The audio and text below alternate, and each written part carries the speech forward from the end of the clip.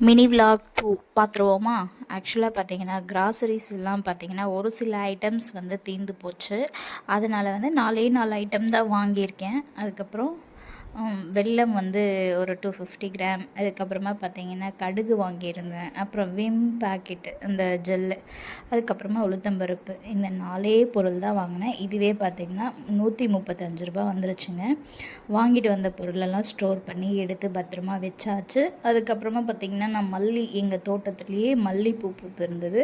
அதுக்கப்புறமா பார்த்திங்கன்னா இந்த சம்பங்கி, க்ரீன் கலர் சம்பங்கி ஆஃபீஸ் வச்சுட்டு போயிட்டு வந்தேன்னா மறுநாளும் தண்ணி தெளித்து அப்படியே ஒரு பாக்ஸில் போட்டு எடுத்து வச்சுட்டா நாளைக்கும் யூஸ் பண்ணிக்கலாம் அப்படின்னு சொல்லிட்டு தண்ணி தெளித்து எடுத்து வச்சிட்டேன்.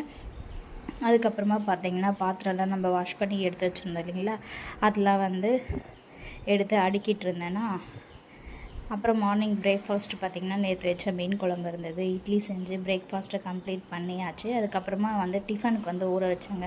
இந்த டிஃபனுக்கு பார்த்திங்கன்னா நான் வந்து ரேஷனில் கொடுக்குற புழுங்கல் அரிசி தான் வந்து யூஸ் பண்ணேன். ஒரு ஆழாக்கு வந்து வீட்டில் நம்ம சமைக்கிறோம் இல்லைங்களா, அந்த புழுங்கல் அரிசியும் ஒரு 3 ஆழாக்கு பார்த்திங்கன்னா ரேஷனில் கொடுக்குற அரிசியும், அதுக்கப்புறமா பார்த்திங்கன்னா ஒரு 1/4 அளவுக்கு வந்து பச்சரிசி சேர்த்துக்கோங்க. அதுக்கப்புறம் வெந்தயம் வந்து சேர்த்துக்கோங்க.